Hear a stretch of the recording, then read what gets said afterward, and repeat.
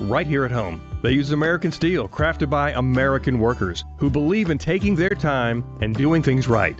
Built right, built here, built to last is the promise they live by. So if you want something you'll be proud to pass on someday, go to Superior Structures and build like a legend.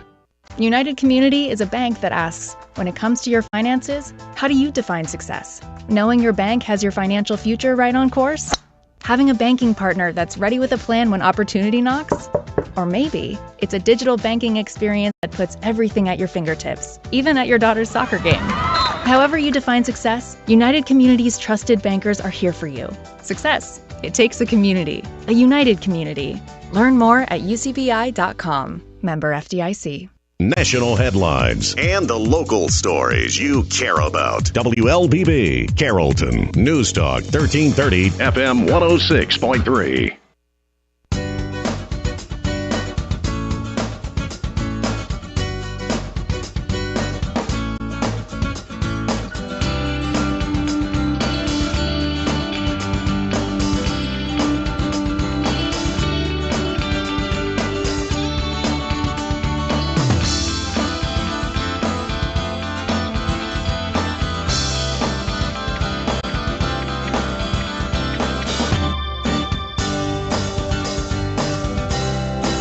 Good morning. Welcome to the Community Voice. I'm Steve Gredick, your host, and let me get my volumes right. Thank you for listening. Thank you for coming in and being our guest as our audience. We're also on Facebook Live, besides being on FM 106.3 and News Talk 1330. We are noting and have noted all this year and will continue to do so the 200th beginning officially of Carroll County. And with that, we're taking a look back. And one way we want to do more of this is we want to look back at some of the historic churches that have made up Carroll County all these years and all these 200 years. And one such church is Old Victory Church on Victory Church Road in the beautiful, friendly city of Bowden, Georgia. Our guests this morning are Cliff Harris, who's pastor, and then also Joel Tisinger. Good morning, gentlemen. Good morning. Good morning. All right, I think I got volumes right. Well, let's just jump in first, kind of from a historical perspective, Cliff, if you would. Tell us when the church was originally built and what it's contributed to the Victory Church community and the region. Sure. Thank you, Steve. I appreciate you having us here this morning. The church was actually built in 1897, and it's got a wonderful, rich history in this area. It was one of the original circuit rider churches back when there weren't so many people living in the area and they didn't have a lot of pastors in the area. The pastors would go from one community to another and preach at one church in Bowden one week and maybe in Villa Rica one week and Carrollton one week, and they'd make a circuit. So like a physician made house calls and made church calls. Exactly. And Old Victory Church has kept that tradition alive, and we meet the first Sunday of every month, and would love to have the listening audience come out there and join us. You mentioned that it's in Bowden, and it's a beautiful drive out to Old Victory Church. It's 1994 Victory Church Road, and you can almost just feel the release of the world as you're driving out there through the country and experience the spirit when you get onto the property there. Tell us about the property and the setting. As I threatened to mention, I lived on Victory Church Road for 4 years before the church burned, and we'll talk about that. But the setting is extraordinarily beautiful. It absolutely is. It sits on a beautiful ground in the country where there's just basically rolling pastures and farm land. And in a beautiful, beautiful setting out there. There's a little bit of a cemetery on the left side of the property. Yeah, we're going to talk about that too. Yeah. Let's go back to the circuit riders. Let's go back in history, if you would, and then we'll bring Joel in. But kind of give us a feel for what that was like. I mean, there were no paved roads. There were no stoplights, and yet they got on, I guess, horse and buggy or just on a horse. And exactly. If you think about the founding of our country with George Whitefield when he came over here from England, even before we were a country, he was a circuit rider, and he traveled thousands of miles up across the New England states. And Right. my understanding is he preached to about 3 million people during the period of time Total. he was here. Yeah. But before you had, speakers and microphones, and just had a, How do the circuit riders and George Whitfield, how do you preach? Because I read he preached to as many as 10,000 right. without a PA. He started off studying to be an actor, and he had a booming voice. And he came into contact with John and Charles Wesley Right. While he was in England, and they influenced his life and his faith. And after all of his studies trying to become an actor with that booming voice, he came to faith in Christ and decided that he wanted to be a preacher.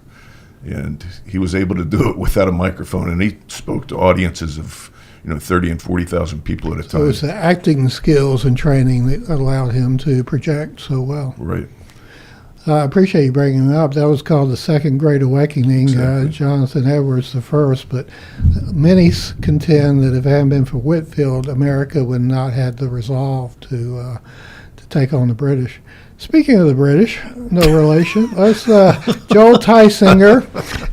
Tell us about your relationship with Old Victory Church, and give us a little bit of the heritage of some of the, if I can say, local greats that are buried there and their history with the church. Right. Well, first of all, thanks for having us, and I'm glad you asked Cliff those questions because I could not have answered those questions. My family goes back with that church for generations. You can actually go to our Facebook page, and we have a series of videos about the fire, which I'm sure we'll talk about at some point We here. will after the break. Yeah, but in those videos, there's also some discussion about the history of the church and the folks who have been there through the decades. And my dad talks a lot about the old wood burning stove that they had. Mm-hmm. And so it's always been a small church. But I think one of the great things about it is it's almost a piece of America that is almost lost right now. We had the Center for Healthy Churches come in at one point and sort of saying, where are we going for the next few years? And they did a great job of describing sort of the atmosphere when you talk about the beautiful scenery, the old style church, and it's almost like a Norman Rockwell painting. It preserves that piece of time. So when you step back from phones and screens and all of those things, I think that the church has a lot to offer in that sense, and that has not changed throughout the decades and I guess now the centuries. I understand you're the grandson of Robert Bob Tisinger, correct? That's correct. Principal founder of WLBB Radio. That's correct. Also an attorney. But he's buried there. That's correct. And give us a little snapshot of who he was, because this kind of dovetails into the character of Old Victory Church. Well, he was a lot of things. My grandfather was instrumental in starting the EMC. He was instrumental with soil conservation. And the unique thing about him was that when he put his mind to something, by golly, he did it. And I think, I'm proud to say, I think he did a lot for the Carrollton community, the Carroll County community. And yes, he's buried out there with my grandmother and other family members. But his impact on the county, I think, along with several other families, was fairly great. And of course, WLBB is one of those lasting traditions, along with the EMC. So, to say it's hard to talk about it. We could probably do an entire radio show about it. Yeah, we ought to one day, because Yeah. it was originally in the People's Bank building. That's right. But now you weren't born when it was in the People's Bank building. No, it was my Uncle Harvey and my grandfather. Okay, another tremendous legend, almost, if you will, that's also buried there and was pastor there was Tommy Greer, another attorney. Tell us a little something about Tommy Greer. Well, Tommy, he was from Griffin, Georgia, and he came here out of law school at Georgia and started working at the Tisinger firm. Obviously became a partner and was a major voice there for many, many years. And Tommy became a preacher in the Methodist Church and started preaching at Victory. And his impact can't really be fully accounted for on that church.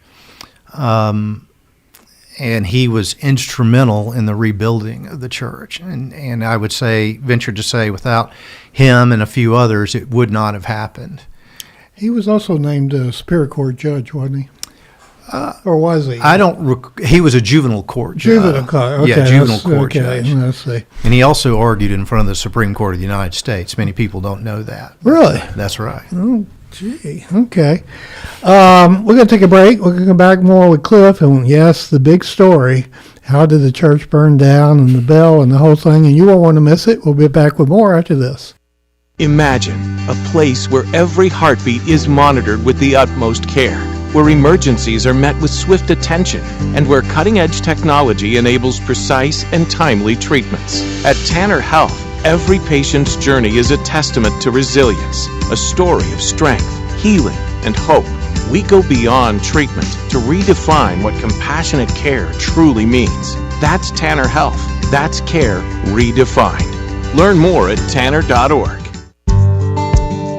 This is Dana Jones-Wynn. As we celebrate 75 years of serving families, I came across an old photograph from my birthday in 1956, taken right here at our funeral home with funeral coaches in the background, because it was a part of our everyday life, and it still is. Funeral service isn't what we do, it is who we are. Isn't it nice to know some things never change? We remain, as always, a family serving families since 1950.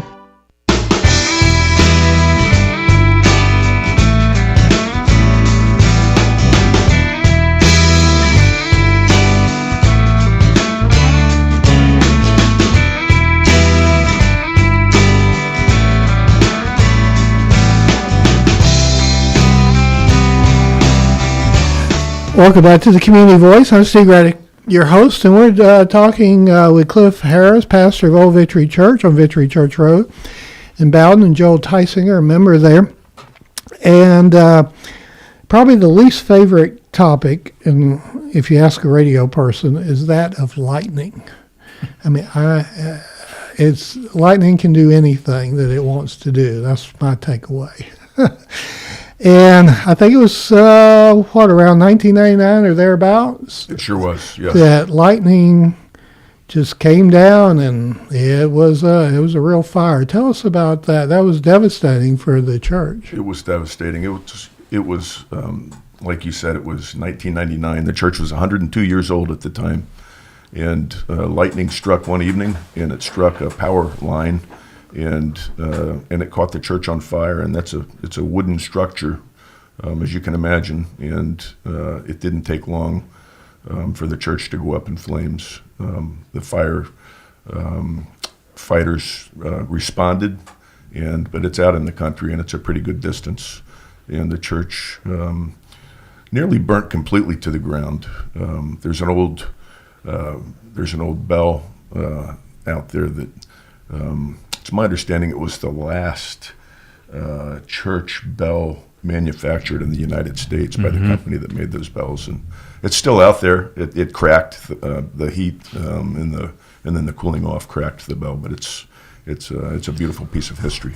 Yeah, so the new bell is the last one that was manufactured. The original bell that was in the church fell in the fire and was cracked, and so that is still on the grounds. On a separate stand in a memorial, if you will, and also the Old Victory School bell is also on that same stand.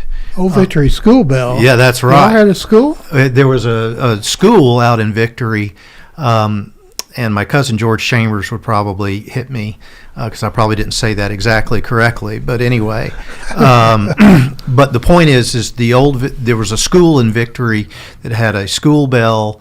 And so out in front of the church, if you drive by, you'll see it's a big black stand, the original church bell that fell in the fire and was cracked, and then the old Victory school bell, all on one stand. So it's as the school bell, the new bell? No, that's no. So the new bell's in the church. That's correct. Okay. And my uncle Alvin Chambers went up to Philadelphia to inquire about these bells, and it turned out they didn't want to sell it to him.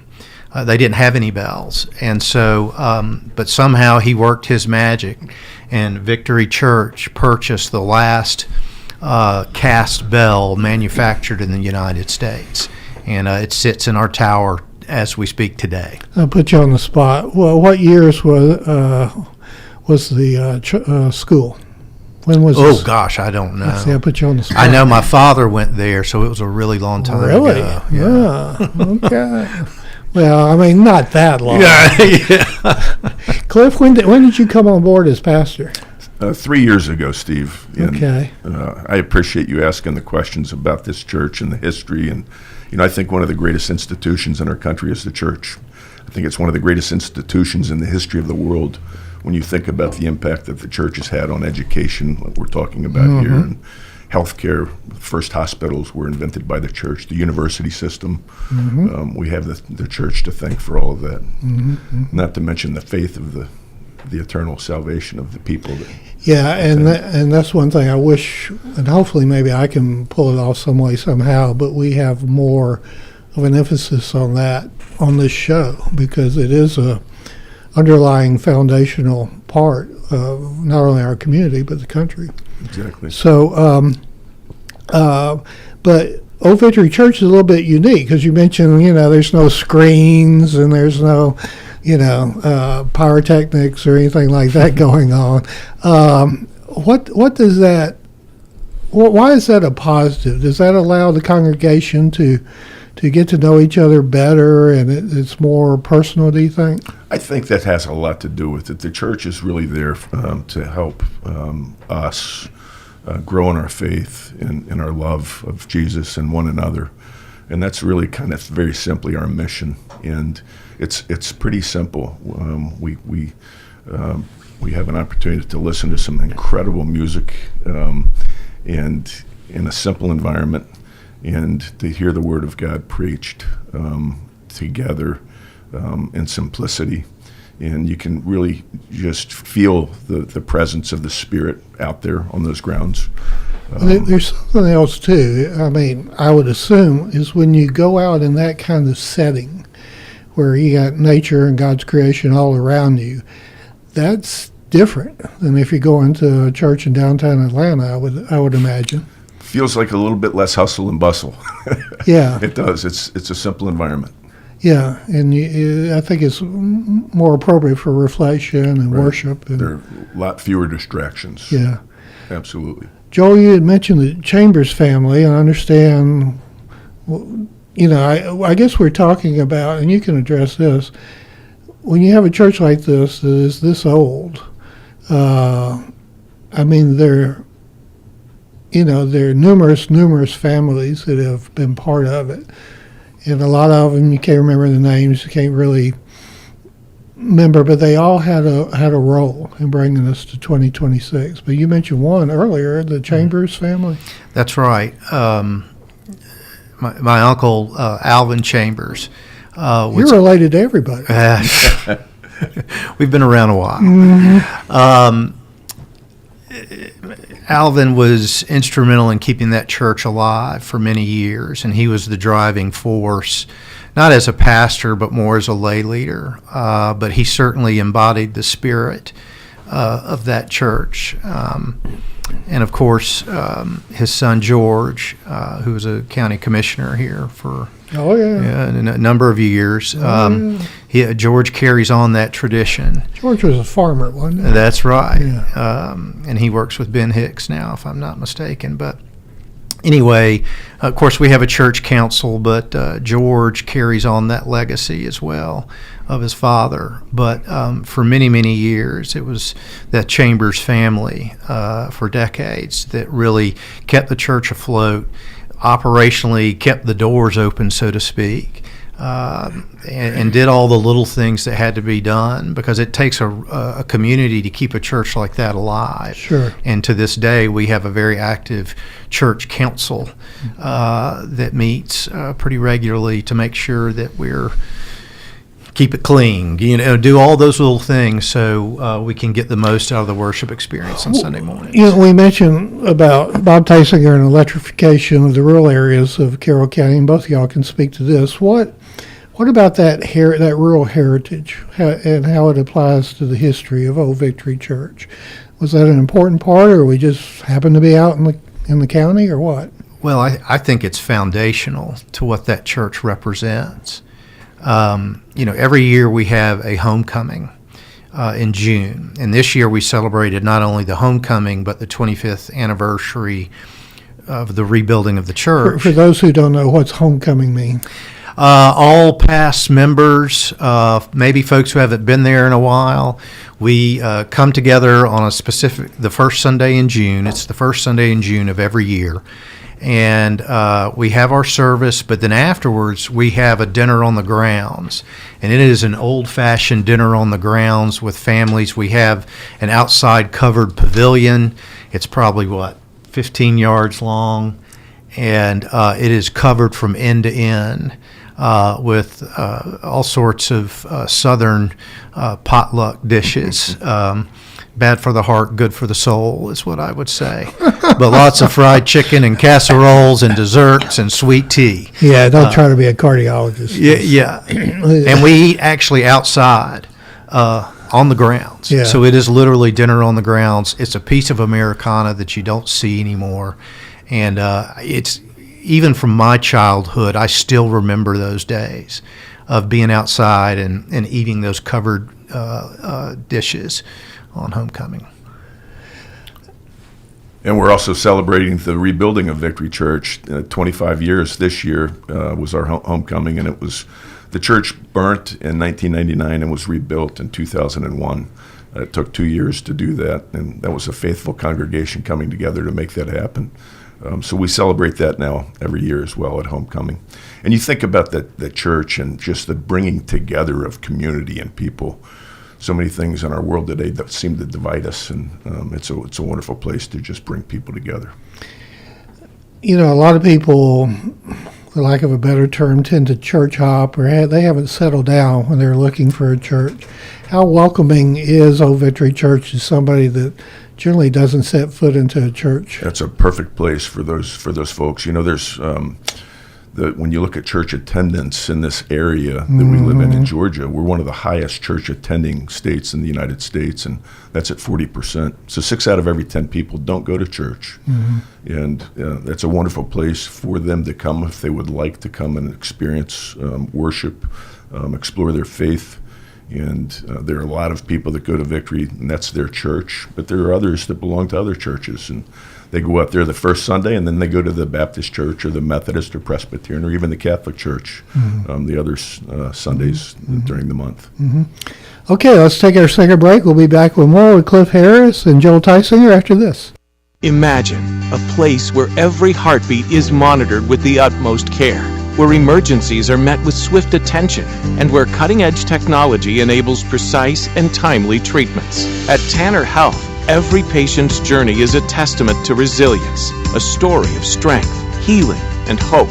We go beyond treatment to redefine what compassionate care truly means. That's Tanner Health. That's care redefined. Learn more at tanner.org. What if going solar was budget-friendly and hassle-free? With Carroll EMC's cooperative solar program, you can enjoy the benefits of solar without putting panels on your roof. Simply subscribe to shared off-site solar and receive a bill credit based on energy production. No installation, no maintenance. It's solar made simple, the cooperative way. To learn more, visit carrollemc.com. Carroll EMC, community built, community builder.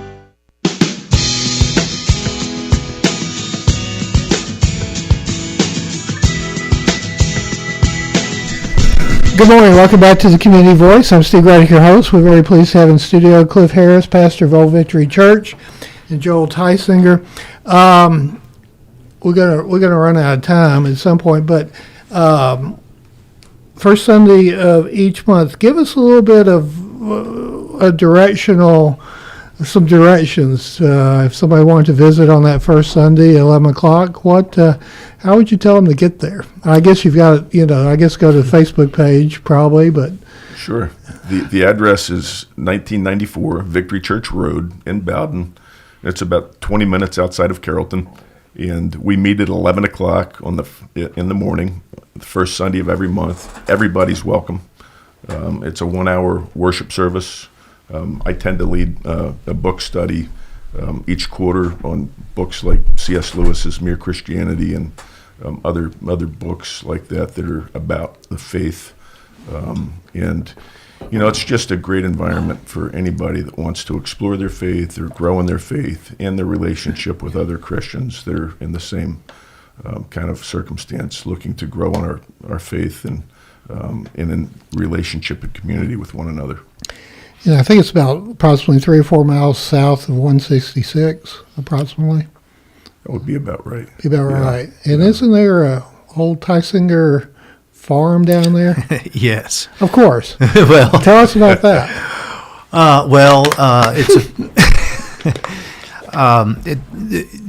The house in and of itself is no longer owned by the Tisinger family, but my dad still runs the farm, and we have a smaller farmhouse out there.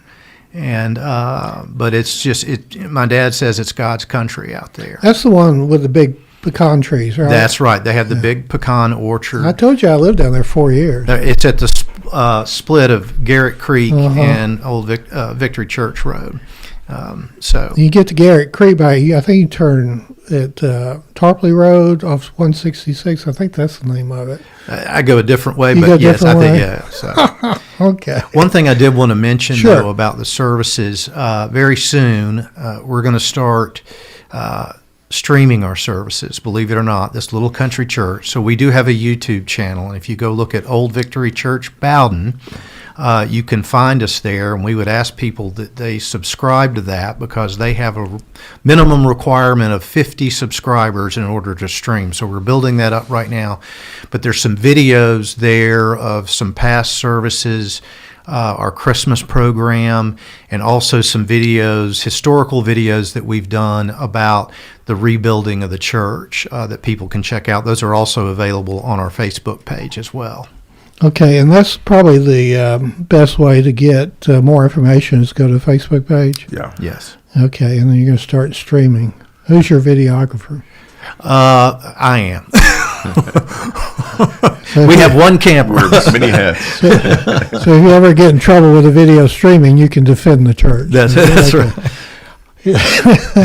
All in one. All right. Well, thank you for coming in, and I think it's important because I don't know how many churches there are like this in Carroll County or the West Georgia area, but hopefully this will break a few free to come on in and kind of give a history of their church. Probably not as dramatic in terms of a lightning strike, 1999, and the bells and the school. Maybe not as of a rich history, but nevertheless still very important to our region, critically important. Absolutely. Thank you so much for having us this morning, Steve. Yeah, if we're going to maintain the rural heritage, we really need a strong church community. Amen? Amen. Amen. Okay, well, again, thank you to Joel Tisinger and Cliff Harris, pastor of Old Victory Church, Victory Church Road. What was the address again? 1994 Victory Church Road in Bowden. Bowden, Georgia. You're welcome first Sunday of each month. It's a church with a very rich heritage and an incredibly beautiful setting. And if nothing else, just go by and take a look at it. I mean, it's really pretty. We thank you for listening, and we appreciate our sponsor. And go out and make it a great day. And God bless our troops. You're in tune too. Do you want to say it? WLBB. WLBB. Carrollton, Georgia.